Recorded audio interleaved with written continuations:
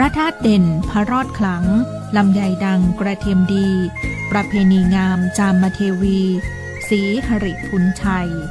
ท่านกำลังฟังสถานีวิทยุกระจายเสียงแห่งประเทศไทยจังหวัดลำพูนสำนักประชาสัมพันธ์เขต 3 กรมประชาสัมพันธ์ส่งกระจายเสียงในระบบ FM Stereo Multiplex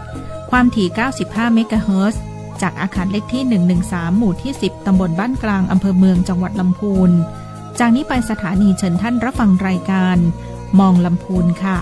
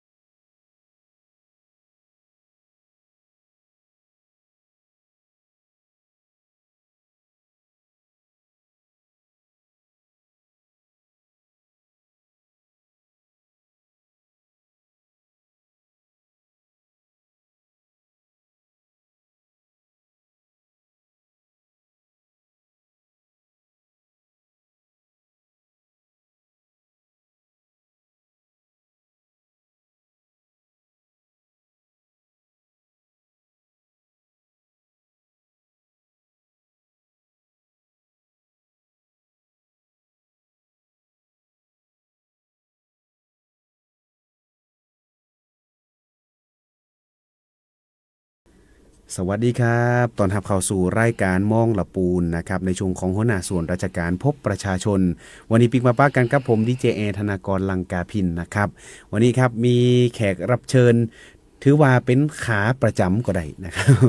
หัวหน้าธนานวลปลอดนะหัวหน้าสำนักงานป้องกันและบรรเทาสาธารณภัยจังหวัดลำพูนเนาะวันนี้ก็จะมาอู่กันหลายประเด็นต่อกันนะครับว่าจะเป็นในเรื่องของช่วงสงกรานต์เนาะก็จะมีในเรื่องของการเฝ้าระวังและป้องกันอุบัติเหตุนะครับในช่วง7วันที่มีการเดินทางกันอย่างคับคั่งเนาะในช่วงนี้แล้วก็รวมไปถึงในเรื่องของทางด้านการเตือนเนาะในการป้องกันที่เปิ้นเฮาว่าช่วงพายุที่อาจจะเกิดขึ้นในช่วงเทศกาลสงกรานต์เดี๋ยววันนี้ก็จะได้มาอัปเดตไปพร้อมกับหัวหน้านะครับแล้วก็ในเรื่องของฝุ่น PM 2.5 วันนี้ก็มีมาเช่นเคยนะครับแต่ก่อนอื่นขอสวัสดีนะครับทางด้านหัวหน้าสำนักงานป้องกันและบรรเทาสาธารณภัยจังหวัดลำพูนครับสวัสดีครับคุณแอร์ครับและสวัสดีครับท่านผู้ฟังผู้ชมครับผมเปิดเป็นยองแต่สนทนาเป็นไทยกลางก็แล้วกันนะครับหัวหน้าเพื่อให้ไหลลื่นนะครับ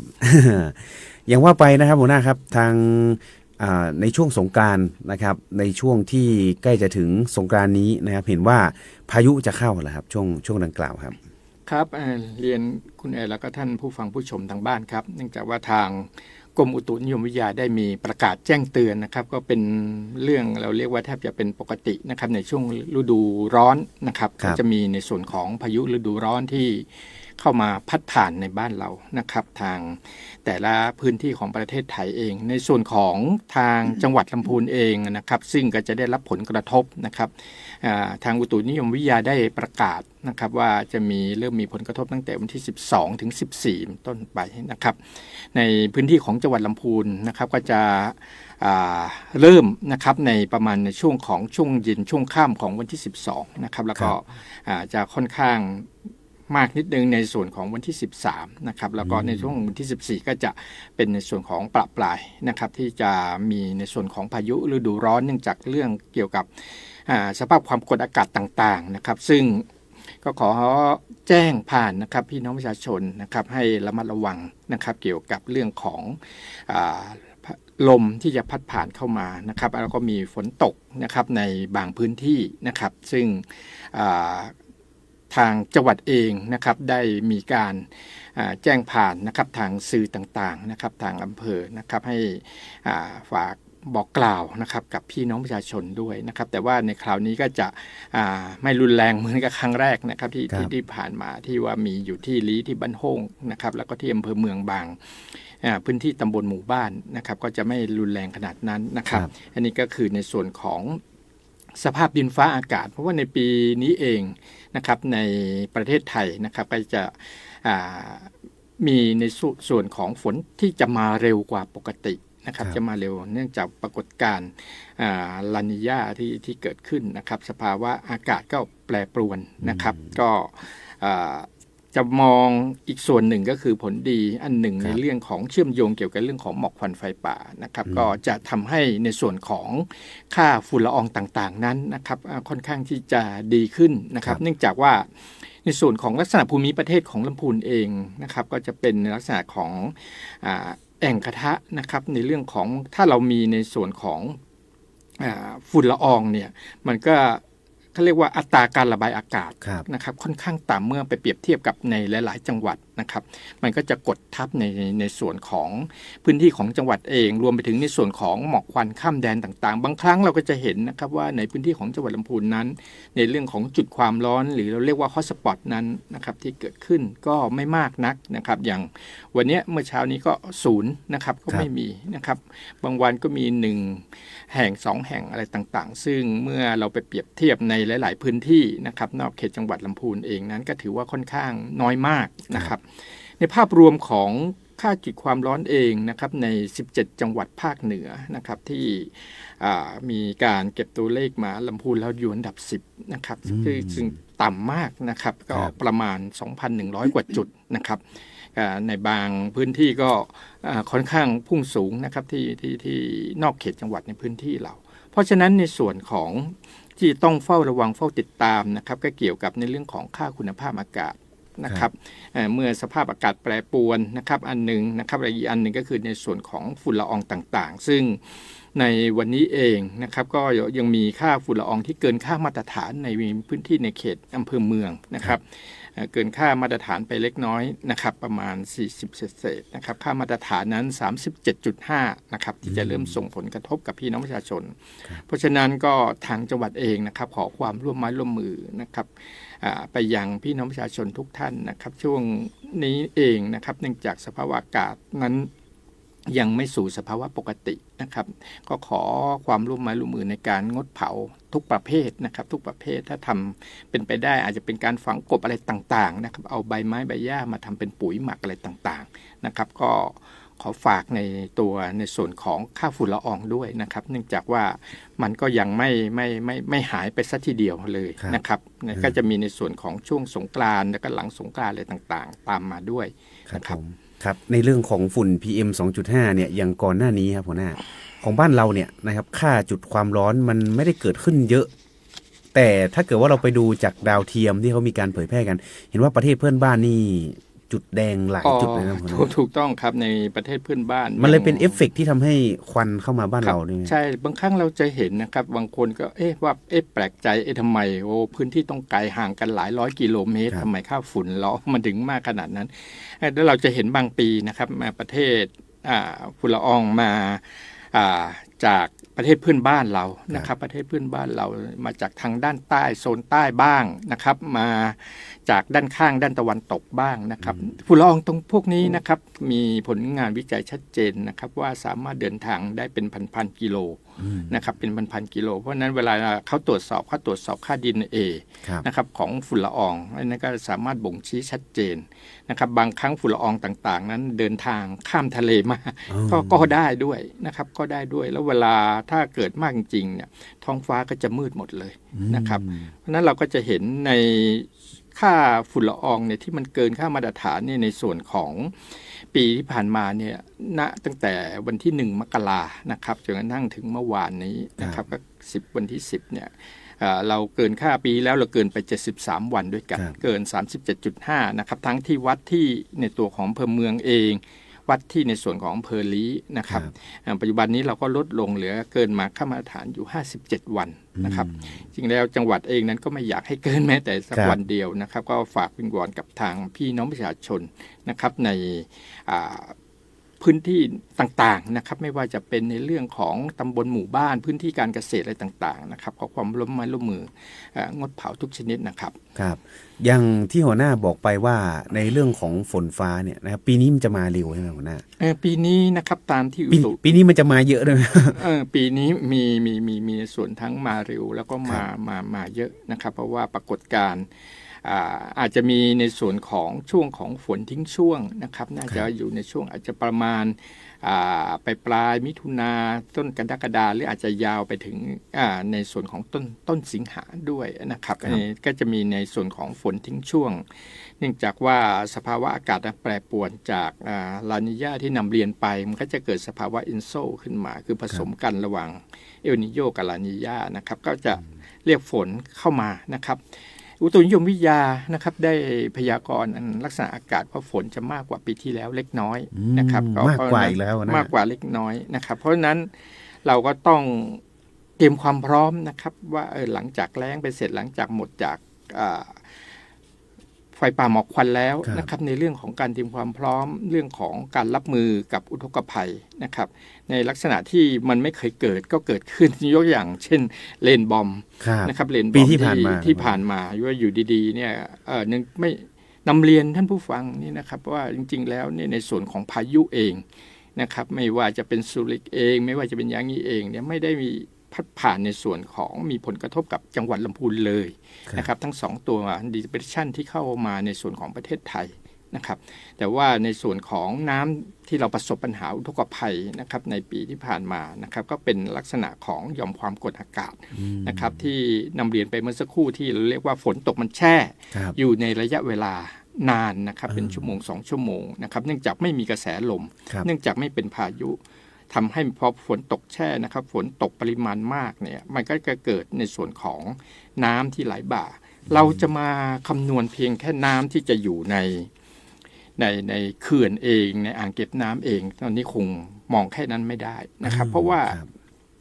อย่างปีที่ผ่านมาเนี่ยเรามีอ่างเก็บน้ำขนาดใหญ่นะครับนอกจังหวัดเราไม่ว่าจะเป็นแม่งัดแม่กวงเองนะครับว่าเราก็มีการคำนวณปริมาณน้ำต่างๆแต่ลักษณะการเกิดอุทกภัยในปีที่ผ่านมาเนี่ยในที่เป็นลักษณะเลนบอมมันนับเป็นการฝนที่ตกอยู่นอกในเขตอ่างเพราะนั้นน้ำก็จะไม่เข้าเขื่อนเต็มน้ำก็จะไหลลงมาถ้าตามเส้นทางนะครับห้วยหนองคลองบึงต่างๆก็ไหลตามเส้นทางน้ำของบนดอยใช่ไหมครับใช่เพราะฉะนั้นเราก็จะไม่สามารถวัดได้เหมือนกับที่ว่าเรามาวัดปริมาตรน้ำว่าน้ำในเขื่อนตอนนี้มีกี่เปอร์เซ็นต์มีกี่ล้านลูกบาศก์ต่างๆตรงนี้เราก็สามารถคำนวณเราไม่สามารถที่จะคำนวณในส่วนของน้ำในส่วนของลำน้ำสายหลักแม่น้ำปิงในจุดวัดต่างๆไม่ว่าจะเป็นสะพานนวรัตน์อะไรต่างๆนะครับเรามาคำนวณน้ำตรงนั้นอย่างเดียวไม่ได้แล้วนะครับเพราะว่าลำน้ำสาขาที่ไม่ได้ลงน้ำปิงที่ไหลผ่านมาต่างๆนะครับก็ส่งผลกระทบในปีที่ผ่านมานะครับในพื้นที่ของจังหวัดลำพูนเองนะครับอันนี้ก็คือในส่วนของฝนฟ้าที่เราจะต้องเตรียมในส่วนของทางจังหวัดเองนะครับก็เร่งระดมในเรื่องของการเปิดทางน้ำนะครับไม่ว่าจะเป็นในส่วนของการกำจัดผักตบชวาต่างๆการขุดลอกห้วยหนองคลองบึงต่างๆนะครับทำให้น้ำมีที่ไปนะครับทำให้น้ำมีที่ไปเพราะว่าอย่างที่นำเรียนนะครับมันเหมือนกับ ปีที่ผ่านมาเนี่ยเหมือนกับอ่างเก็บน้ำของเรามีอ่างเก็บน้ำอยู่4อ่างขนาดกลางซึ่งบรรจุได้หลายล้านนะครับลูกบาศก์เมตรมันเหมือนกับอ่างมันแตกพร้อมกันมันแตกพร้อมกันเสร็จมวลน้ำมหาศาลทางภาคราชการเองนะครับทางท่านผู้ว่าการจังหวัดเองนะครับได้สั่งการหน่วยงานที่เกี่ยวข้องไม่ว่าจะเป็นในส่วนของโครงการชลประทานลำพูนเองนะครับทางฝ่ายปกครองท่านในอำเภอเมืองทางท้องถิ่นต่างๆนะครับทางสำนักงานป้องกันและบรรเทาสาธารณภัยนะครับได้ร่วมมือกันพยายามที่จะบริหารจัดการน้ำจริงๆแล้วเนี่ยในปีที่ผ่านมาเนี่ยในจังหวัดเรานะครับมีการพร่องน้ำเพื่อที่จะรอรับนะครับ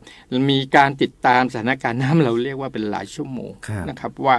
น้ำตอนนี้ฝนตกที่ไหนบริเวณเราไม่ได้ดูเฉพาะในเขตพื้นที่จังหวัดลำพูนเราดูนอกพื้นที่จังหวัดลำพูนที่น้ำเนี่ยมันจะเข้ามาด้วยแล้วทำอย่างไรน้ำที่เรามีอยู่เนี่ยเราก็ต้องคำนวณให้ดีว่าฤดูแล้งเราจะพอใช้ไหมอะไรต่างๆถ้าสมมุติว่าต้องดูหมดเลยต้องดูทั้งหมดถ้าเราปล่อยน้ำมากเกินไปถ้าฝนไม่มาขึ้นมาก็เกิดสภาวะภัยแล้งอีกนะครับเพราะฉะนั้นในการคำนวณเนี่ยต้องดูเป็นหลายชั่วโมงนะครับไม่ใช่ว่าวันหนึ่งมาเปิดดูการพยากรณ์มาดูในเรื่องของทิศทางของคำนวณแม้กระทั่งกระแสลมบางครั้งเราเห็นกลุ่มเมฆกลุ่มใหญ่ขึ้นมาเนี่ยนะครับไม่ใช่ว่ามันจะต้องมาโดนจังหวัดเราบางทีเราดูกระแสลมกำลังของกระแสลมภาคพื้นอะไรต่างๆที่จะพัดเมฆไปหรือพัดเมฆมาที่บ้านเราก็จะเห็นว่าฝนที่ตกในพื้นที่นั้นไม่มากนะครับในพื้นที่ลำพูนเองไม่มากผมนึกบอกว่าเป็นชัยภูมิที่เหมาะสมมากนะครับที่ไม่ลงมากในเรื่องของฝนเพราะนั้นไม่ใช่เฉพาะในปีที่ผ่านมานะครับตั้งแต่ผมมาอยู่นี่ก็แทบจะเรียกว่าทุกปีฝนตกมีในลักษณะกันพอดีน้ำที่มาในเขตพื้นในส่วนของจังหวัดเราเองนั้นจะเป็นการท่วมจะเป็นลักษณะที่ท่วมขังเพื่อรอการระบายจะใช้เวลาไม่นานแต่ปีที่ผ่านมาเนี่ยเราก็ได้รับผลกระทบจากจังหวัดใกล้เคียงนะครับที่น้ำมันท่วมจากน้ำปิงแล้วก็ไหลมาตามทางรถไฟนะครับใช่ก็นี่ก็คือในส่วนของนอกพื้นที่เราซึ่งทางจังหวัดเองนะครับได้พยายามเราก็จะเห็นในส่วนของความเสียหายถ้าเราไปเปรียบเทียบกับจังหวัดข้างเคียงนี่ของเราได้รับผลกระทบน้อยมากนะครับเนื่องจากว่าเราเตรียมความพร้อมก่อนหน้านะครับเรารีบเร่งระบายน้ำพอเราเห็นชัดเจนว่ามวลน้ำจะมาแน่ฝนกำลังจะมาแน่พายุกำลังจะมาแน่ปุ๊บเนี่ยนะครับก็จะคุยกันนะครับในส่วนของการพยากรณ์ไม่ว่าจะเป็นท่านอุตุนิยมวิทยาเองนะครับท่านผอ.ชลประทานทางท่านในอำเภอเมืองนะครับทางท่านท้องถิ่นจังหวัดทางปภ.เองนะครับก็มาคุยกันว่าเฮ้ยเราจะตัดสินใจร่วมกันในการที่จะบริหารจัดการน้ำนะครับเพื่อที่จะให้เกิดความสมดุลนะครับไม่ว่าจะเป็นน้ำท่วมเองน้ำแล้งเองนะครับให้สามารถมีน้ำใช้ในตลอดปีเพราะฉะนั้นในส่วนในปีนี้เองเนี่ยนำเรียนต่อเนื่องไปเลยว่าในส่วนของฤดูร้อนฤดูแล้งที่กำลังเป็นอยู่ในปัจจุบันนะครับน้ำในพื้นที่จังหวัดลำพูนนั้นโดยเฉพาะยิ่งในเขตชลประทานไม่น่าเป็นห่วงเลยนะครับเพราะว่ามีน้ำอยู่ค่อนข้างอยู่ประมาณ 60% นะครับสามารถใช้ได้ระยะยาวใช้ได้เพียงพอแน่นอนแล้วเวลาถึงช่วงที่จะเก็บช่วงหน้าฝนก็เก็บได้ตามปกตินะครับเก็บได้ตามปกติแล้วก็ไม่มีการแตกเสียหายด้วยครับไม่มีครับในเรื่องของหลายคนชอบกังวลในช่วงหน้าฝนที่มีเรื่องเหตุการณ์แผ่นดินไหวที่ผ่านมานะครับสิ่งที่เราตรวจสอบแรกสุดนะครับท่านผู้ว่าการจังหวัดสั่งการ1โรงพยาบาลตรวจสอบทั้ง8อำเภอเพราะว่าเป็นสถานที่สำคัญนะครับพี่น้องประชาชนที่เจ็บไข้ได้ป่วยนะครับตรวจสอบโรงพยาบาลนะครับตรวจสอบโรงเรียนในตึกสูงอะไรต่างๆนะครับมีการสั่งการให้เข้าไปตรวจสอบเรื่องถนนหนทางต่างๆว่าถนนไหนเสียหายไหมเกิดอุบัติเหตุอะไรต่างๆไหมตรวจสอบในเรื่องของอ่างกักเก็บน้ำต่างๆนะครับทั้ง4อ่างขนาดกลาง38อ่างขนาดเล็กจะมีผลกระทบอะไรไหมซึ่งได้รับการยืนยันมาจากผู้รับผิดชอบที่เกี่ยวข้องนะครับว่าไม่ว่าจะเส้นทางก็ดีหรือว่าในส่วนของอ่างเก็บน้ำต่างๆหรือแม้แต่ตึกรามบ้านช่องอะไรต่างๆนะครับก็ได้รับผลกระทบ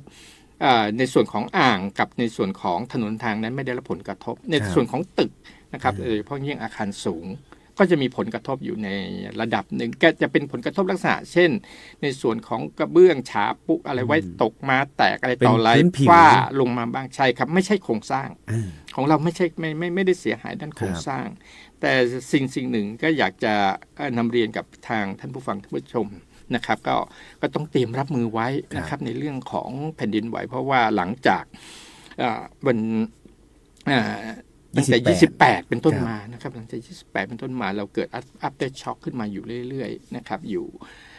ถ้ามานับถึงตอนนี้ประมาณ400กว่าครั้งแล้วนะครับ400กว่าครั้งแต่มันเบาใช่ไหมครับหัวหน้าเบาไม่ว่าจะไปเกิดที่ประเทศเพื่อนบ้านเราเมียนมาเองหรือว่าเกิดในจังหวัดเพื่อนรอบเราเองแล้วก็มีอยู่ครั้งหนึ่งซึ่งเข้ามาในเขตพื้นที่ของอำเภอบ้านที่นะครับ 1.3 มินิจูดนะครับก็ความลึกอยู่ประมาณ2กิโล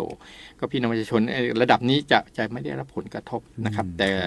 ก็ท่านต้องเตรียมการเฝ้าระวังไว้นะครับติดตามข่าวสารนะครับก็เป็นสาธารณภัยประเภทหนึ่งนะครับที่ไม่สามารถแจ้งเตือนล่วงหน้าได้นะครับแต่เราจะต้องเตรียมความพร้อมเช่นจำง่ายๆเลยหมอบป้องเกาะนะครับเกิดขึ้นมานี่หมอบนะครับเข้าไปมือนี่บังตรงศีรษะในส่วนสำคัญเกาะในส่วนของหลักถ้าท่านอยู่ในอาคารยังไม่สามารถออกนอกอาคารได้สิ่งสำคัญท่านวิ่งเข้าห้องน้ำก่อนนะครับวิ่งเข้าน้ำแล้วประตูทุกบานเนี่ยท่านเปิดทิ้งไว้นะครับท่านเปิดทิ้งไว้สมมุติขึ้นมาว่ามันมีผลกระทบกับตัวโครงสร้างของอาคารกดทับขึ้นมาอย่างน้อยที่สุดตัวประตูที่มันเปิดมันยังมีช่องทางที่สามารถออกได้ทำไมต้องไปอยู่ในห้องน้ำมีอะไรห้องน้ำก็จะเป็นในส่วนของห้องเป็นอาคารขนาดเล็กที่สุดในบ้านจะอยู่ตรงนั้นเพราะนั้นในเสาอะไรต่างๆโครงสร้างเนี่ยจะแข็งแรงกว่าส่วนอื่นๆแต่ว่าต้องเปิดประตูไว้ด้วยนะครับที่นำเรียนไว้นะครับท่านผู้ฟังท่านผู้ชมเปิดประตูไว้เพราะว่าบางทีมันกดทับขึ้นมามันจะได้มีช่องที่ท่านสามารถที่จะลอดออกไปได้นะครับแล้วก็ทีวีวิทยุอะไรต่างๆถ้าท่านมีเวลาทันนะครับท่านเปิดทิ้งไว้เลยทำไมต้องเปิดทิ้งมันจะมีการแจ้งเตือนนะครับจากทุกภาคส่วนนะครับจากทางราชการเองสถานีวิทยุอะไรต่างๆเนี่ยเขาก็จะตัดรายการอื่นๆนะครับสถานีทีวีอะไรต่างๆก็ตัดรายการอื่นออกหมดก็จะเป็นในลักษณะของการแจ้งเตือนข่าวสารต่างๆให้พี่น้องประชาชนได้รับรู้รับทราบนะครับอันนี้ก็คือวิธีการปฏิบัตินะครับในกรณีการเกิดแผ่นดินไหวถ้าอยู่ตึกอาคารสูงก็เป็นที่ทราบกันห้ามใช้ลิฟต์อะไรต่างๆนะครับวิ่งหนีลงทางบันไดอะไรต่างๆที่ได้นำเรียนไว้นะครับก็จะเป็นการป้องกันประมาณนี้ครับผมเนี่ยก็เป็นวิธีการป้องกันก็คือในช่วงที่เกิดแผ่นดินไหวเนี่ยหลายคนก็วิตกกังวลเพราะ after shock มันก็เกิดขึ้นหลายครั้งแต่สิ่งที่มีคนตั้งคำถามก็คือรอยเลื่อนแม่ทาตรงนี้นี่มันมีความน่าเป็นห่วงไหมครับคือรอยเลื่อนแม่ทาจริงๆแล้วเนี่ยมีการสั่นไหวอยู่นะครับยังเป็นรอยเลื่อนทรงพลังนะครับพอเป็นรอยเลื่อนทรงพลังเพราะนั้นรอยเลื่อนแม่ทาเนี่ยเราจะได้รับผลกระทบมาจากวันที่28ที่ผ่านมารอยเลื่อนสกายซึ่งเป็นรอยเลื่อนใหญ่ระดับต้นๆของโลกเวลามันมีการไหวขึ้นมาเนี่ยมันก็จะสะเทือนเราก็จะเห็นในส่วนของ after shock อะไรต่างๆมันก็จะกระทบรอยเลื่อนต่างๆของเราอยู่ท่ามกลางรอยเลื่อนแม่ทาก็จะผ่านมาจากทางแม่ออนทางเชียงใหม่เป็นหลักนะครับทางแม่ออนทางสันกำแพงไล่ลงมาบ้านเราบันทิอำเภอเมืองเข้าไปแม่ทาอะไรต่างๆซึ่งยังเป็นรอยเลื่อนทรงพลังอยู่นะครับก็ได้รับผลกระทบแน่นอนนะครับรอยเลื่อนต่างๆแต่ว่าเมื่อมันมีการปลดปล่อยพลังงานออกมาบ้างเช่นอย่างเมื่ออาทิตย์ที่ผ่านมานะครับที่ไหวที่บันทิอะไรต่างๆก็ถือว่าเป็นการปลดปล่อยพลังงานออกมาในระดับหนึ่งเวลาเกิดขึ้นมาจริงๆแล้วเนี่ยถ้าสมมุติว่ามันมีการเกิดมันก็จะเบาลงนะครับจะเป็นการเบาลงเหมือนกับการปล่อยในเรื่องของ after shock อะไรต่างๆเป็นการปลดปล่อยพลังงานออกมาถือว่าดีใช่ไหมครับผมนะถือว่าดีครับถือว่าดีนะครับเพราะว่าในส่วนของ after shock ส่วนใหญ่แล้วเนี่ยก็จะไม่หนักมากนะครับตามที่ผมติดตามนะครับจากการที่ไปเกิดที่ประมาณ8ริกเตอร์เศษเนี่ยนะครับafter shockเนี่ยสูงที่สุดเนี่ยที่ติดตามในต่างประเทศนะครับก็เกิดอยู่ประมาณ5ริกเตอร์ก็ถือว่าหนักพอสมควรนะครับแต่ก็เบากว่าในตัวเมนของมันที่เกิดขึ้นนะครับก็ประมาณนี้นะครับหายห่วงได้นะครับแต่ก็ให้เฝ้าระวังกันไว้เพราะว่าสาธารณภัยเนี่ยมันไม่สามารถคาดเดาได้เพราะมันเป็นเรื่องของธรรมชาตินะหมอหน้าต้องบอกกันอย่างนี้คือเราจะไปบังคับให้แผ่นดินมันไม่ไหวเนี่ยมันเป็นไปไม่ได้คือแผ่นเปลือกโลกของเราเนี่ยเหมือนที่เราเรียนกันมาคือมันจะมีการขยับตัวอยู่ตลอดอยู่แล้วมีการเปลี่ยนแปลงอยู่ตลอดอยู่แล้วเพราะฉะนั้นแล้วมันก็ขึ้นอยู่กับเวลาว่ามันจะรุนแรงเมื่อไหร่หรือบางทีมันอาจจะเกิดขึ้นแต่อาจจะเบา นะครับแต่ขอให้ทุกคนเนี่ยเตรียมรับมือกันตามวิธีที่หัวหน้าบอกก็แล้ว ครับ กัน คือนำเรียนอย่างนี้อย่างหนึ่งนะครับท่านเนื่องจากว่าเรามีในส่วนของกฎหมายนะครับพรบในส่วนของควบคุมอาคารต่างๆเนื่องจากว่าในส่วนของลำพูนเราเนี่ยอยู่ในส่วนของรอยเลื่อน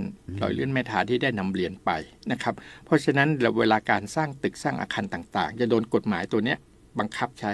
ผมยกตัวอย่างเช่นโรงพยาบาลต่างๆเนี่ยจะต้องเป็นอาคารที่สามารถรับแรงสั่นสะเทือนของแผ่นดินไหวได้แสดงว่าในระดับตึกสูงในลำพูนนี่คือโดนบังคับด้วยกฎหมายฉบับนี้ทั้งหมดนะครับก็จะฝากให้ทางพี่น้องประชาชนได้มีความอุ่นใจขึ้นนะครับว่าทางจังหวัดเองนะครับไม่ได้นิ่งดูดายนะครับก็ได้ออกไปสำรวจตรวจสอบอะไรต่างๆนะครับรวมไปถึงในส่วนขององค์กรปกครองส่วนท้องถิ่นเวลาเขาจะมาขออนุญาตในการก่อสร้างตึกอาคารต่างๆเขาจะต้องอยู่ภายใต้กฎหมายฉบับนี้นะครับก็จะค่อนข้างที่จะรับมือกับในส่วนของแผ่นดินไหวได้รวมไปถึงในส่วนของแหล่งน้ำต่างๆอ่างเก็บน้ำต่างๆนะครับเขาจะสร้างเพื่อที่จะเตรียมพร้อมกับที่จะรับมือในแผ่นดินไหวเนื่องจากมันอยู่ในขอบเขตของพื้นที่ที่อาจมีความเสี่ยงที่จะเกิดแผ่นดินไหวได้ก็คือรอยเลื่อนแม่ทาตรงนี้ครับเพราะฉะนั้นแล้วนะครับสบายใจนะของจังหวัดลำพูนเราเนี่ยตึกทุกตึกก็คืออยู่ภายใต้กฎหมายที่ต้องสร้างมารองรับแผ่นดินไหวเพราะฉะนั้นอย่างที่เราเห็นในข่าวเนี่ยที่มีผิวมันกระเทาะนิดนึงหรือมันมีรอยออกมาเนี่ยอันนี้ก็ยืนยันไปแล้วนะครับว่าไม่มีส่งผลกระทบต่อโครงสร้างไม่ได้มีปัญหาแข็งแรงดีปกตินะครับแต่อาจจะมีบางจุดที่เป็นรอยร้าวเหมือนรอยแมวข่วนนิดนึงหรือมีจุดแตกเปราะออกมาเนี่ยอันนั้นนี่คือสามารถซ่อมแซมได้แล้วก็ใช้งานได้ปกติคือถ้าพี่น้องประชาชนท่านมีได้รับผลกระทบเกี่ยวกับแผ่นดินไหวนะครับแล้วท่านคิดว่าท่านไม่มั่นใจประเด็นแรกท่านสามารถไปที่องค์กรปกครองส่วนท้องถิ่นไปแจ้งให้เขามาตรวจสอบถ้าอย่างบ้านเรือนนี้มีรอยร้าวอะไรจริงถ้ามีรอยร้าวเนี่ยสามารถไปแจ้งได้ที่ท้องถิ่นนะครับเทศบาลอบต.หรือจะมาที่จังหวัดก็คือสำนักงานโยธาธิการและผังเมืองนะครับก็จะประสาน2หน่วยนี้ใช่ไหมครับเขามีทีมวิศวกรที่สามารถออกไปตรวจสอบให้ฟรีนะครับตรวจสอบให้ฟรีว่าบ้านท่านเนี่ยสมมติว่ามีรอยร้าวท่านอยู่แล้วท่านมีความรู้สึกไม่สบายใจอะไรต่างๆออกไปตรวจสอบให้ฟรีนะครับสามารถแจ้งมาได้นะครับ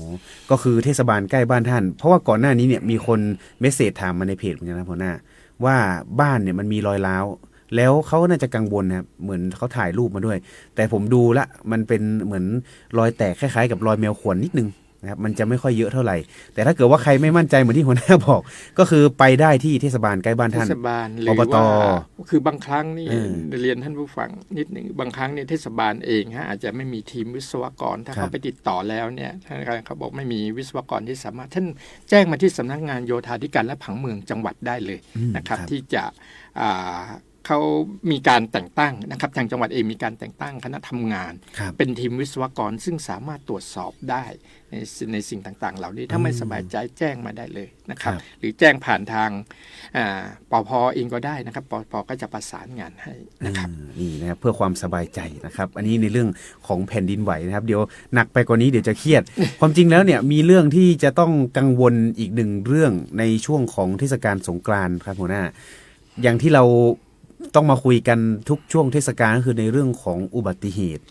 ปีนี้เนี่ยจังหวัดลำพูนเนี่ยก่อนหน้านี้ท่านผู้ว่าก็ได้มีการประชุมร่วมกับทางส่วนกลางแล้วก็มีการมอบนโยบายแล้วใช่ไหมครับหัวหน้าครับครับใช่ครับก็คือจริงๆแล้วมันมีการเตรียมความพร้อมตั้งแต่ในช่วงของเดือนมีนาแล้วนะครับในความพร้อมทั้งหมดเรากำหนดให้นะครับเพราะว่าจังหวัดลำพูนเราเนี่ยนะครับผมมาออกรายการทุกครั้งก็จะพูดเสมอๆนะครับเราจุดอันหนึ่งซึ่งอาจจะต้องให้ความใส่ใจมากเป็นพิเศษในเรื่องของอุบัติเหตุทางถนนนะครับเพราะว่าถึงแม้เราจะเป็นจังหวัดเล็กๆเป็นจังหวัดที่สงบนะครับเป็นจังหวัดที่เต็มเปี่ยมด้วยวัฒนธรรมอันดีนะครับแต่ว่าในเรื่องของการใช้ยวดยานต่างๆเนื่องจากว่าเราเป็นที่ตั้งนะครับแห่งนิคมอุตสาหกรรมนะครับเราก็มีพี่น้องประชาชนต่างๆเข้าไปทำงานเป็นมากในการใช้รถใช้ถนนในการใช้โดยเฉพาะยิ่งจักรยานยนต์เนี่ยค่อนข้างมากนะครับเราติดอันดับที่1ของภาคเหนือมาหลายปีนะครับในการเสียชีวิต นะครับเพราะว่าเวลาเขาเปรียบเทียบเขาจะเปรียบเทียบกับจำนวนประชากรแสนประชากรต่อแสนประชากรของเรามีประมาณ 3,900,000 ไม่ถึง 400,000 นะครับเพราะนั้นพอเราไปเปรียบเทียบกับจังหวัดใหญ่ๆจังหวัดใหญ่ๆเขาอาจจะตาย5 600 700แต่ของเราพอ100กว่าแต่คนเราน้อยบางเหมือนตอนที่เป็นไข้หวัดใหญ่ก่อนหน้าคือมันมี2ประเด็นนะครับคือท่านไม่ย้ายทะเบียนบ้านมาท่านก็ไปอยู่จังหวัดรอบๆลำพูนนะครับแต่ท่านมาทำงานในลำพูนพอทำงานในลำพูนถ้ามาเกิดอุบัติเหตุที่ลำพูนก็นับเป็นสถิติของลำพูนนะครับซึ่งก็คือเดินทางมาจากที่ไหนก็แล้วแต่นับเป็นสถิติที่หมดเป็นสถิติที่นี่หมดนะครับจริงๆแล้วนะครับนโยบายของท่านผู้ว่าการจังหวัดเองนะครับท่านวิวัฒน์อินไทยวงศ์นะท่านไม่ต้องการจะให้เกิดอุบัติเหตุเลยด้วยซ้ำไปนะครับแต่ว่าก็คือเราก็จะต้องมีการเตรียมความพร้อมด้วยความไม่ประมาทนะครับในตัวสถิติต่างๆนะครับตั้งแต่ 4-5 ปีที่ผ่านมาตั้งแต่ปี63เป็นต้นมาเนี่ยนะครับในการเกิดในภาพรวมทั้งปีเนี่ยตั้งแต่1 มกราคมเป็นต้นมาจนกระทั่งถึง31 ธันวานะครับเราก็จะมีสถิติในเรื่องของการเสียชีวิตผมยกตัวอย่างให้ฟังท่านผู้ฟังนะครับก็ลดมาเรื่อยๆนะครับตั้งแต่ปี63เราเสียชีวิต159รายนะครับ64เหลือ153นะครับ65 144นะครับโทษครับ65 144พอ66เหลือ139และในปีที่ผ่านมา1672567เนี่ยเหลือ133รายนะครับก็เป็นการลดลงแต่ว่าใจผมมันลดลงน้อยไปนะครับแต่ลดลงน้อยไปอยากให้ลดลงมากกว่านี้ในส่วนของการบาดเจ็บที่ถึงขั้นที่จะต้องดูแลรักษาเกิน3วันซึ่งเราเรียกว่าบาดเจ็บสาหัสอะไรประมาณนี้นะครับถึงขั้นแอดมิดเนี่ยนะครับเราปีลดลงมาตามลำดับเช่นเดียวกันนะครับอย่างปี63เนี่ย 2,612 รายพอมาถึงสุดท้ายเนี่ยในปี67เราเหลืออยู่ 1,385 รายอย่างนี้เป็นต้นนะครับลดมาค่อนข้างมากเพราะฉะนั้นในส่วนของผู้เสียชีวิตเองแล้วก็ผู้บาดเจ็บเองลดลงมาตามลำดับผู้เสียชีวิตอาจจะลดน้อยแต่ผู้บาดเจ็บสาหัสบาดเจ็บรุนแรงเนี่ยลดลงค่อนข้างเยอะนะครับลดลงค่อนข้างเยอะนะครับก็สืบเนื่องจากการที่พี่น้องประชาชนได้ความร่วมมือกับทางราชการนะครับในช่วงตลอดระยะเวลา2-3 ปีที่ผ่านมาทางจังหวัดเองได้เน้นย้ำในเรื่องของการสวมหมวกนิรภัย 100% เพราะว่าอุบัติเหตุเนี่ยส่วนใหญ่จะเกิดจากรถจักรยานยนต์เป็นหลักที่เราเห็นกันทุกปีทุกช่วงเทศกาลเกือบ 90% จะอยู่ที่มอเตอร์ไซค์แล้วสาเหตุที่ทำให้ท่านต้องถึงขั้นบาดเจ็บรุนแรงนะครับหรือว่าเสียชีวิตเนี่ยก็จะอยู่ที่ศีรษะเพราะฉะนั้นถ้าพวกเราร่วมใจกันนะครับที่จะใส่หมวกกันน็อกพูดหน่วยหมวกกันน็อกนะครับซึ่งหมวกกันน็อกก็มีราคาไม่ได้สูงอะไรมากมายนักนะครับผมเชื่อมั่นว่าทุกบ้านมีแน่นอนแต่เพียงแต่ว่าจะใส่หรือไม่ใส่เท่านั้นเองกันที่ศีรษะครับท่านคือจริงๆแล้วเนี่ยในสมมุติเราไม่ต้องไปชนกับใครแค่เราล้มเองเนี่ยถ้าศีรษะไปกระแทกขึ้นมาเนี่ยนะครับได้รับการกระทบกระเทือนเนี่ยมันก็จะเป็นส่วนสำคัญนะครับบางครั้งเนี่ยถึงขั้นที่ต้องติดเตียงบางครั้งติดเตียงกันตลอดชีวิตนะครับมันไม่ใช่เรื่องน้อยๆบางทีท่านเป็นอนาคตของครอบครัวเป็นกำลังหลักของครอบครัวเป็นเสาหลักของครอบครัวนะครับถ้าเราเป็นอะไรขึ้นมาเนี่ยสิ่งสำคัญตรงนี้มันก็จะส่งผลกระทบนะครับถึงบางคนหนึ่งพูดว่าไม่ได้ใส่หมวกกันน็อกนี่ไม่ได้น็อกคนเดียวนะครับมันจะส่งผลกระทบกับครอบครัวนะครับก็ต้องมาดูแลกันนะครับเยียวยาป้อนข้าวป้อนน้ำกันตลอดนะครับในเรื่องของเราเห็นว่าเป็นระยะทางเล็กน้อยสั้นๆไม่ใส่บ้านอยู่แค่นี้เองไปตลาดแค่นี้เองแต่ว่าเวลามันส่งผลกระทบขึ้นมานะครับก็ส่งผลผมอยากเห็นภาพที่ว่าพวกเราใส่เหมือนกับใส่หน้ากากในช่วงของโควิดผมยังก็คือออกไปไหนก็ต้องสวมยังขำว่าเวลาโควิดเนี่ยท่านใส่แมสใส่หน้ากากบางทีท่านใส่หน้ากากขี่มอเตอร์ไซค์ด้วยซ้ำแต่ท่านไม่ใส่หมวกกันน็อกจริงครับผมก็งงอยู่เหมือนกันนะครับให้ขอวิงวอนไว้กับพี่น้องประชาชนเรื่องสำคัญในปีนี้เองนะครับทางคำขวัญก็บอกว่าขับขี่ปลอดภัยนะครับเมืองไทยไร้อุบัติเหตุก็เป็นคำขวัญในช่วงของเทศกาลสงกรานต์ซึ่ง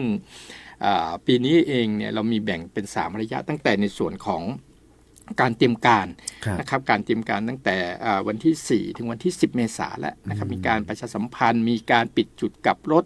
อะไรต่างๆมีการประชุมเตรียมการวางแผนนะครับว่าเราจะทำอะไรอย่างไรนะครับเป็นการเตรียมความพร้อมนะครับให้กับพี่น้องประชาชนได้รับทราบนะครับแล้วก็ช่วง11 ถึง 17ช่วงนี้เป็นช่วงไฮไลท์นะครับหรือว่า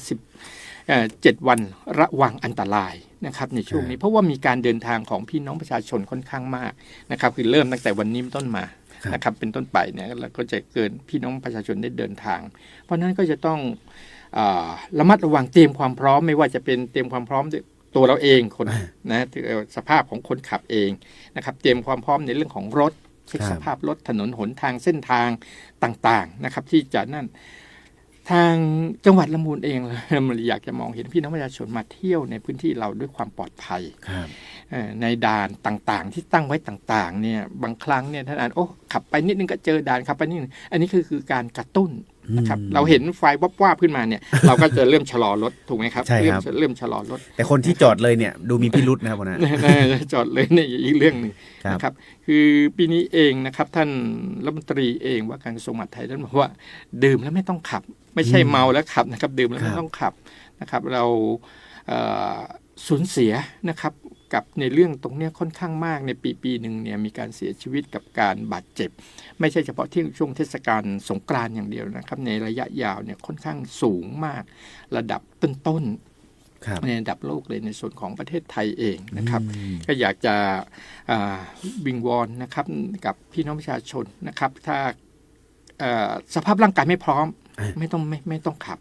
นะครับปีนี้เรามีหลายมาตรการนะครับเรามีหลายมาตรการในการที่จะเข้าไปดูแลช่วยเหลือเยียวยาอะไรต่างๆมีการป้องกันต่างๆนะครับตั้งแต่ก่อนหน้าตั้งแต่วันที่14เป็นต้นมานะครับซึ่งปกติแล้วเราก็จะทำในลักษณะนี้แทบทั้งปีนะครับรวมไปถึงในช่วงหลังนะครับหลังก็คือตั้งแต่18ถึง24เมษายนที่เราจะยังติดตามในส่วนของอัตราการบาดเจ็บต่างๆที่ว่ายังมีขึ้นมาไหมอะไรต่ออะไรต่างๆมีการเสียชีวิตในช่วงหลังเทศกาลอีกไหมเพราะบางคนเขาลาต่ออาจจะมีการเดินทางช่วงนั้นใช่ครับก็จะมีการติดตามมีหลายมาตรการด้วยกันอันหนึ่งเดี๋ยวผมนำเรียนก่อนประกันนะครับประกันรถนะครับโดยเฉพาะยิ่งรถจักรยานยนต์อะไรต่างๆนะครับมีหลายครั้งด้วยกันเนี่ยพอผมมาเช็คในแต่ละวันเนี่ยจะมีการรายงานในช่วงของ7วันระวังอันตรายเราจะเห็นด้วยบางทีไปเกิดอุบัติเหตุและรถท่านขาดประกันพอดีประกันนี้คือประกันภาคกฎหมายบังคับนะครับโดยเฉพาะอย่างยิ่งในเรื่องของรถจักรยานยนต์มอเตอร์ไซค์เนี่ยนะครับเวลาเราทำประกันรถคันนี้ไม่ใช่เป็นประกันตัวเองนะครับใครก็ตามที่ใช้รถคันนี้นะครับจะได้รับการคุ้มครองจากประกันแล้วประกันมอเตอร์ไซค์โดยปกติแล้วเนี่ยเขาจะเก็บค่าประกันตามจำนวนซีซีนะครับอย่างพวกเราใช้กันรถโดยปกติแล้วเนี่ยก็ประมาณไม่เกิน125ซีซี125ซีซีเสียค่าประกันที่เป็นกฎหมายบังคับ323บาทเท่านั้นวันหนึ่งไม่ถึงบาทนะครับแต่จะคุ้มครองไม่ว่าจะเป็นญาติพี่น้องท่านลูกท่านหรือว่าเพื่อนบ้านอะไรมายืมรถเราเอาไปใช้ไปขับขี่แล้วไปเกิดอุบัติเหตุขึ้นมาก็จะคุ้มครองนะครับก็คุ้มครองสำหรับคนใช้รถคันนี้นะครับผมยกตัวอย่างซึ่งก็ไม่อยากให้เกิดขึ้นสมมติว่าเสียชีวิตขึ้นมาแล้วเราเป็นฝ่ายถูกนะครับไม่ใช่การได้รับความคุ้มครองในเรื่องของค่าจัดการศพเบื้องต้นนี่30,000 บาทแล้วก็มาจ่ายจนกระทั่งถ้าเราเป็นฝ่ายถูกพิสูจน์แล้วนะครับก็ได้ทั้งหมดอยู่500,000 บาทต่อราย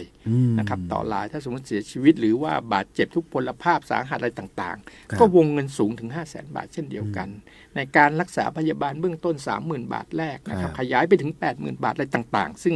ก็จะมีหลักเกณฑ์ต่างๆให้มีในส่วนนี้ด้วยนะครับสมมุติว่าเราซ้อนกันไป2คนสมมุติเฉยๆนะครับแล้วก็โดนกระทำเช่นเสียชีวิตทั้ง2คนนะครับก็ต่อรายญาติก็จะได้รับต่อรายละ500,000 บาทลักษณะอย่างนี้เป็นต้นนะครับรวมไปถึงค่ารักษาพยาบาลท่านไปทำประกันกันครับไม่ถึงบาทนะครับต่อวันมอเตอร์ไซค์ท่านซื้อกัน 4-5 หมื่น 6 หมื่น 7 หมื่นอะไรต่างๆเราซื้อได้แต่เราซื้อความปลอดภัยให้กับตัวเราเองเราซื้อหมวกกันน็อก100 กว่าบาท200 บาทมีขายทั่วไปนะครับแล้วก็ทางที่ดีให้เราคิดอย่างนะครับไม่ใช่หมวกกันน็อกที่ใส่แล้วกันตำรวจจับแต่เป็นหมวกกันน็อกที่คุ้มครองตัวเราถ้าเราคิดอย่างนี้ขึ้นมานะครับมันจะเกิดวัฒนธรรมแห่งความปลอดภัยขึ้นมานะครับใส่เพื่อคนที่เรารักและคนที่รักเรานะครับเวลามันเกิดเหตุขึ้นมาเนี่ยมันก็จะช่วยบรรเทาจากหนักเป็นเบาจากเบาเป็นบางแล้วหายไปเลยนะครับในเรื่องของส่วนที่จะกระทบก็คือในส่วนของศีรษะ อีกประเด็นหนึ่งนะครับพี่น้องประชาชนอาจจะยังไม่รับทราบไม่ได้รับทราบบางครั้งเองขอโทษผมพูดประกันนิดนึงก่อนประกันท่านสามารถไปซื้อได้ตามร้านสะดวกซื้อทั่วไปท่านไม่จำเป็นจะต้องมาในจังหวัดซึ่งบริษัทกลางคุ้มครองผู้ประสบภัยจากรถสาขาลำพูนเป็นคนทำอย่างเดียวใกล้ตลาดจตุจักรอะไรไม่จำเป็นต้องเข้ามาท่านอยู่ลิท่านอยู่ทุ่งหัวช้างเวงไม่ต้องเข้ามานะครับท่านไปซื้อที่ร้านสะดวกซื้อได้แล้วไม่เกี่ยวกันว่ารถท่านทะเบียนรถป้ายทะเบียนรถขาดอะไรต่างๆเหล่านี้นะครับก็ไม่จำเป็นนะครับไม่จำเป็นว่าจะกลัวว่าจะทำประกันไม่ได้ไม่เกี่ยวกันแยกกันนะครับทะเบียนรถขาดนี่ท่านก็สามารถไปทำประกันได้นะครับผมยกตัวอย่างนะครับท่านไปร้านสะดวกซื้อพอท่านจ่ายตังค์323 บาทปุ๊บเขาปริ้นใบเสร็จปุ๊บรถคันนี้คุ้มครองทันทีคุ้มครองทันทีท่านไปร้านเราพูดตรงๆไปเซเว่นเขาปริ้นมาให้ปุ๊บท่านบอกหมายเลขทะเบียนรถคันนี้ปุ๊บจ่ายตังค์ปุ๊บปริ้นออกมาคุ้มครองที1 ปีนะครับคุ้มครอง1 ปีเพราะฉะนั้นสะดวกสบายครับแล้วก็จะคุ้มครองในหลายๆเรื่องนะครับแล้วในกรณีฝากท่านผู้ฟังท่านผู้ชมด้วยกรณีที่ท่านประกันก็ไม่ได้ทำอะไรก็ไม่ได้ทำนะครับท่านสามารถไปติดต่อ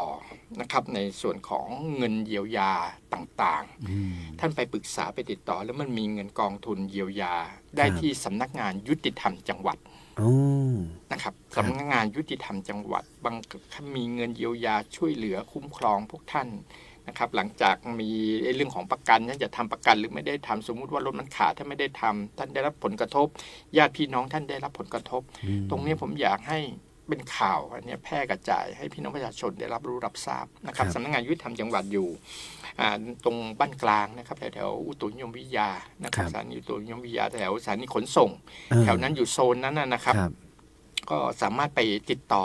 ขอความช่วยเหลือท่านมีปัญหาเกี่ยวกับเรื่องของ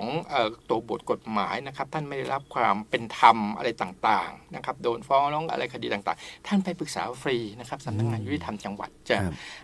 เข้าไปช่วยเหลือแก้ไขความเดือดร้อนบรรเทาความเดือดร้อนของพี่น้องประชาชนได้นะครับท่านผอ.เข้มแข็งมากนะครับท่านบอกท่านยุติธรรมจังหวัดอันนี้คือในส่วนของที่ได้นำเรียนไป1ประกันที่จะต้องไปทำนะครับอันนึงในส่วนของตัวเลขอะไรต่างๆนั่นก็เป็นเรื่องของตัวเลขปีนี้ก็เราก็ตั้งไว้ว่าค่าเฉลี่ย3 ปีย้อนหลังนะครับตั้งแต่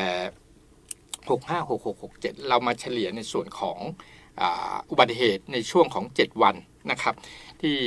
จะต้องลดลงนะครับ 5% ด้วยกันนะครับโดยปีนี้เองนะครับในส่วนของที่ในตัวค่าเฉลี่ยต่างๆที่เกิดขึ้นเราให้อัตราในส่วนของการเสียชีวิตได้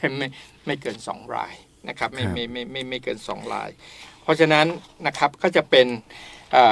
ในส่วนของการบาดเจ็บนะครับต้องไม่เกิน25 รายนะครับแล้วก็ในส่วนของจำนวนครั้งที่เกิดขึ้นจะต้องไม่เกิน24 ครั้งด้วยกันนะครับอันนี้คือตัวเลขนะครับที่เป็นโจทย์ที่ทางรัฐบาลนะครับได้ให้ไว้ในกับจังหวัดลำพูนในการจัดบริหารจัดการในส่วนของการแก้ไขปัญหาตัวนี้เรายึดในส่วนของพื้นที่บริบทของเราเป็นตัวตั้งนะครับฝรั่งเขาเรียกว่า area approach อะไรต่างๆมีมาตรการต่างๆไม่ว่าจะเป็นในส่วนของมาตรการบริหารจัดการเองนะครับในส่วนของมาตรการนี้ก็จะมีการในส่วนของการทำแผนนะครับทำแผนปฏิบัติการแต่งตั้งคณะทำงานไม่ว่าจะเป็นระดับจังหวัดเองอำเภอเององค์กรปกครองส่วนท้องถิ่นเองนะครับมีการใช้ด่านต่างๆเป็นการทำงานเชิงรุกนะครับโดยปกติเราก็มีด่านเขาเรียกว่าจุดตรวจบูรณาการเป็นการบูรณาการทั้ง13จุดตรวจหลักนะครับทั้งในฝ่ายปกครองเองนะครับกำนันผู้ใหญ่บ้านทางอำเภอนะครับทางด้านสาธารณสุขนะครับทางด้านตำรวจนะครับหน่วยงานจิตอาสาอะไรต่างๆนะครับองค์กรปกครองส่วนท้องถิ่นทางอพปรอะไรต่างๆก็ไปบูรณาการนะครับในจุดตรวจหลักเราเรียกว่า13จุดตรวจบูรณาการนะครับซึ่งมีในแต่ละอำเภอเมืองก็จะมีมากนิดนึงนอกจากนั้นเรายังมีในส่วนของจุดบริการขององค์กรปกครองส่วนท้องถิ่นที่ได้ตั้งไว้นะครับรวมไปถึงในส่วนของด่านชุมชนต่างๆมีอยู่ในทุกตำบลนะครับมีอยู่ในทุกองค์กรปกครองส่วนท้องถิ่นอยู่แล้วซึ่งด่านต่างๆเหล่านี้เองนะครับก็จะคอยกระตุ้นเตือนนะครับกับในส่วนของ ผู้ที่ใช้รถใช้ถนนในช่วงนั้น แต่หัวใจตรงนี้จริงๆนะครับผมให้ความสำคัญกับด่านครอบครัว ครับ เราเป็นพ่อเป็นแม่เราเป็นพี่น้องอะไรต่างๆเนี่ยพอเราเห็นญาติของเรานะครับลูกเต้าหลานเหลนอะไรก็แล้วแต่เนี่ยเขาอยู่ในสภาพที่ไม่พร้อมที่จะใช้ยวดยานพาหนะท่านสกัดเลยตั้งแต่แรกมีหลายวิธีการสกัดเช่นเอากุญแจไปซ่อนบ้างปล่อยยางรถบรรลม รถอะไรต่างๆครับผมเรามันเหมือนกับเรื่องขำขันจริงๆไม่ขำนะครับ ครับ เวลามันเกิดเหตุขึ้นมาจริงๆเนี่ยแล้วผมนำเรียนเลยมันเป็นการสูญเสียขนาดเยอะมากนะครับในส่วนของอุบัติเหตุถ้ามันเกิดขึ้นใครไม่เคยประสบเองก็จะไม่รู้ไม่ทราบนะครับ ครับ มันมีความสูญเสีย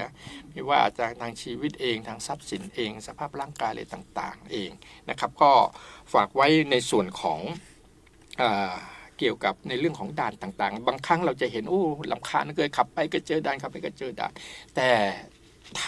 ำนะครับเพื่อความห่วงใยนะครับทางราชการเองนะครับอาจจะไปเห็นทางตำรวจอะไรต่างๆมีการตั้งด่านมีชุดเคลื่อนที่เร็วนะครับออกไปในส่วนของงานเทศกาลอะไรต่างๆนะครับก็พ่อรักจึงจับนะครับพ่อรักจึงจับอันนี้ก็คือความห่วงใยของทางราชการเองของทางจังหวัดลำพูนเองที่มีให้กับพี่น้องประชาชนนอกจากนั้นเรายังดูความปลอดภัยในเรื่องเกี่ยวกับเรื่องของแหล่งน้ำอะไรต่างๆโดยเฉพาะยิ่งสถานที่ท่องเที่ยวที่มีแหล่งน้ำนะครับแถวแก่งก้ออะไรต่างๆแถวในส่วนของอำเภอลี้ด้วยนะครับนอกจากนั้นนะครับในเรื่องของสภาพถนนหนทางเองนะครับถนนกำลังก่อสร้างเนี่ยเราขอความร่วมมือผู้รับจ้างต่างๆต่อจนถึงส่วนราชการปิดหยุดไว้ก่อนแล้วก็ขอให้ติดไฟฟ้าส่องอะไรให้ชัดเจนนะครับบางพื้นที่เองนะครับที่เคยเกิดอุบัติเหตุบ่อยเราเอาพื้นที่เป็นตัวตั้งก็คือเราวิเคราะห์หาสาเหตุแล้วในช่วงเทศกาลนี้นะครับก็จะมีการปิดจุดกลับรถต่างๆเพราะว่าในจุดกลับรถเนี่ยก็จะเป็นสาเหตุหลักอันหนึ่งนะครับที่จะทำให้เกิดอุบัติเหตุได้ท่านอาจจะไม่ได้รับความสะดวกสบายมากนักนะครับแต่คำนึงไว้เลยนะครับทางราชการเองทางจังหวัดเองนะครับทำไปเพื่อความห่วงใยกับพี่น้องประชาชนนะครับจะมีการปิดจุดกับรถชั่วคราวนะครับในพื้นที่ทั้งระดับจังหวัดเองในจังหวัดอำเภอเองหลายจุดด้วยกันนะครับท่านก็ขอให้ในส่วนของการศึกษาเส้นทางนะครับนอกจากนั้นแล้วนะครับก็ยังมีในส่วนของรถปัจจัยเสี่ยงย่านพาหนะเช่นตัวอย่างเช่นในเรื่องของรถขนส่งผู้โดยสารต่างๆเรามีการตรวจสอบความพร้อมของคนขับแอลกอฮอล์ต้องเป็นศูนย์นะครับยาเสพติดต้องไม่มีนะครับเราตรวจสอบสภาพรถนะครับต้นทางโดยเฉพาะอย่างยิ่งรถบัสรถโดยสารนะครับขนาดใหญ่นะครับเราจะเห็นว่าลำพูนเราหลายปีไม่เคยเกิดอุบัติเหตุเกี่ยวกับเรื่องของรถโดยสารเลยนะครับมีการตรวจสภาพทั้งคนขับทั้งในส่วนของความเร็วเรามี GPSตรวจจับนะครับห้ามขับเร็วเกินกี่กิโลมันก็จะมีสัญญาณเตือนติดๆอะไรต่างๆเรามีการตรวจสอบสภาพรถให้ฟรีในช่วงนี้นะครับได้รับความร่วมมือจากท่านผู้อำนวยการวิทยาลัยเทคนิคนะครับเริ่มวันนี้แล้วนะครับแล้วก็วิทยาลัยการอาชีพบ้านโฮงนะครับตรวจสภาพรถท่านให้ท่านฟรีไม่ว่าจะเป็นรถยนต์เองรถมอเตอร์ไซค์เองต่างๆนะครับในส่วนของมาตรการในส่วนของการบังคับใช้กฎหมายเองนะครับอย่างที่ได้นำเรียนไปเบื้องต้นแล้วนโยบายเองในส่วนกลางบอกมาว่าถ้าท่านดื่มแล้วอย่าขับเลยนะครับให้คนอื่นคอยขับหรือว่าดื่มก็ดื่มกันที่บ้านนะครับไม่ต้องออกมาในส่วนของถนนหนทางต่างๆเพราะฉะนั้นในส่วนของการตรวจวัดนะครับในเรื่องของความเร็วเองก็ดีนะครับในเรื่องของแอลกอฮอล์เองก็ดีนะครับในตลอดปีที่ผ่านมาเนี่ยนะครับในปี67เองเนี่ยเรามีการดำเนินคดีเกี่ยวกับเรื่องของตรวจในเรื่องของแอลกอฮอล์ปริมาณแอลกอฮอล์นะครับมีการลงโทษนะครับถึง104รายด้วยกันนะครับ104รายแล้วก็มีในส่วนของใน104รายนี่ไม่ใช่ว่าตรวจลงโทษ104รายไม่ใช่ครับ104รายนี่คือมีการพิจารณาลงโทษในเรื่องการกักขังจำคุกหรือกักขังเพราะฉะนั้นท่านบอกว่าเดี๋ยวหน่อยศาลคงจะเพียงแค่อะไรรอลงอาญาอะไรต่างๆไม่ใช่นะครับไม่ใช่เพราะทั้งปีที่ผ่านมา104รายที่ดำเนินคดีกันไปนะไม่ใช่ที่ดำเนินคดีปรับในส่วนหนึ่ง104รายคือลงโทษกักขังจำคุกนะครับมีตั้งแต่1วันเป็นต้นไปถึงเป็นเดือนนะครับแล้วถ้าท่านทำงานแล้วท่านรับราชการแล้วท่านอยู่บริษัท นะครับถ้าท่านเมาแล้วขับมีการตรวจวัดแอลกอฮอล์โดยเฉพาะอย่างยิ่งจะปริมาณแอลกอฮอล์ค่อนข้างสูงหรือว่ามันเกิดเหตุขึ้นมาท่านไปทำให้คนนั้นคนนี้ได้รับบาดเจ็บหรือเสียชีวิตหรืออะไรต่างๆนะครับอยู่ในดุลพินิจของศาลท่านนะครับที่จะพิจารณาในส่วนของเทศกาลสงกรานต์เองอย่างปีที่ผ่านมาเนี่ยเรามีการศาลได้พิพากษาในลงโทษในเรื่องของกักขังและจำคุกเนี่ย28 รายซึ่งถือว่าไม่ใช่น้อยนะครับไม่ใช่น้อยอันนี้ไม่รวมในส่วนของการปรับนะครับในเรื่องของการจำคุกหรือกักขังรอลงอาญาอะไรต่างๆซึ่งถือว่าเป็นปริมาณค่อนข้างเยอะผมไม่อยากให้ภาพนี้มันเกิดขึ้นกับบ้านเรานะครับท่านถ้าท่านรับราชการท่านเสียอนาคตแน่นอนท่านขาดราชการเกิน15 วันตามกฎหมายก็คือให้ออกจากราชการนะครับออกจากราชการเพราะฉะนั้นไม่ได้ห้ามนะครับว่าห้ามดื่มแต่ถ้าท่านดื่มในบ้านท่านหรือท่านดื่มข้างนอกท่านอย่าขับนะครับท่านอย่าขับท่านให้คนอื่นอะไรต่ออะไรให้เพื่อนมารับหรือคนที่ไม่ได้ดื่มนะครับเพราะว่าถ้ามีการตรวจวัดอะไรปีนี้นะครับเราเข้มงวดกวดขันในเรื่องของการบังคับใช้กฎหมายนะครับเข้มงวดในเรื่องของการบังคับใช้กฎหมายเพราะว่ามีความห่วงใยนะครับกับพี่น้องประชาชนเนี่ยมันเปรียบเทียบกับการสูญเสียแล้วมันคนละเรื่องกันเลยนะครับก็เพราะว่าในการสูญเสียแต่ละครั้งนั้นก็มันถึงขั้นบางคนก็หมดไปทุกอย่างเลยจากอนาคตที่จะไปไกลอะไรขึ้นมานะครับบางคนอยู่ใน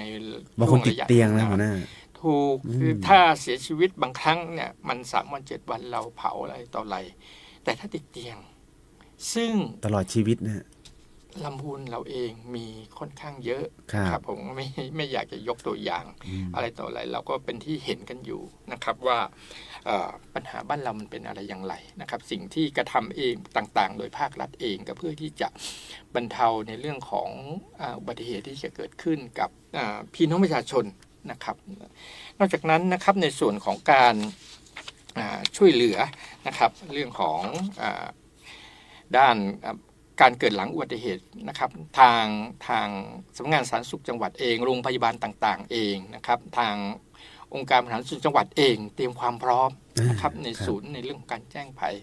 1669พร้อม24 ชั่วโมงนะครับที่จะเข้าไปช่วยเหลือเยียวยานะครับประทังบรรเทาในส่วนของการบาดเจ็บต่างๆที่เกิดขึ้นอุบัติเหตุต่างๆที่เกิดขึ้นนะครับจำตัวเลขง่ายๆ1669นะครับที่จะเข้าไปเราเตรียมความพร้อมในเรื่องของบุคลากรทางการแพทย์อะไรต่างๆนะครับพร้อมทั้ง24 ชั่วโมงนะครับตอนนี้เองนะครับท่านผู้บริหารจังหวัดเองท่านนายอำเภอเองก็คงออกนอกเขตพื้นที่ไม่ได้นะครับทำงานกันทั้ง24 ชั่วโมงครับเพราะฉะนั้นแล้วนะครับทุกท่านก็ควรที่จะใส่ใจตนเองนะครับในช่วงของเทศกาลสงกรานต์ก็คือใครที่ดื่มนะครับก็ไม่ควรที่จะขับรถออกจากบ้านเลยนะครับก็คือเฉลิมฉลองกันที่บ้านนะครับเป็นการลดปัจจัยเสี่ยงได้ดีที่สุดแล้วก็ที่สำคัญประกันรถนะครับห้ามขาดเด็ดขาดถ้าเกิดว่าสมมุติใครจะไปต่อทะเบียนเนี่ยก็ไปซื้อประกันเลยหรือบางคนเนี่ยยังเขาเรียกว่าประกันกับการต่อภาษีรถเนี่ยมันไม่ได้อยู่คนละเรื่องกันคนบางทีเนี่ยบางคนเนี่ยเขาก็จะไปต่อวันไม่เท่าแต่รถของผมนะครับท่านหัวหน้าของผมนี่จะต่อวันเดียวกันเลยคืออย่างสมมติเวลาเราไปที่ตรอใช่ไหมครับก็ตรวจวันเดียวกันแล้วก็ทำประกันที่บริษัทตรอวันเดียวกันไปเลยเหมือนกันครับจะได้ไม่ลืมนะครับเพราะฉะนั้นแล้วไม่ทำแยกกันก็จะเป็นส่วนดีนะครับอันนี้ยกตัวอย่างเฉยๆนะครับซึ่งประกันเนี่ยอย่างที่หัวหน้าบอกว่าเวลาเกิดอุบัติเหตุเนี่ยนะครับถ้าเราไม่ผิดแต่ถ้าเกิดว่าคุณผิดเนี่ยการช่วยเหลือมันก็จะเป็นไปอีกแบบนึง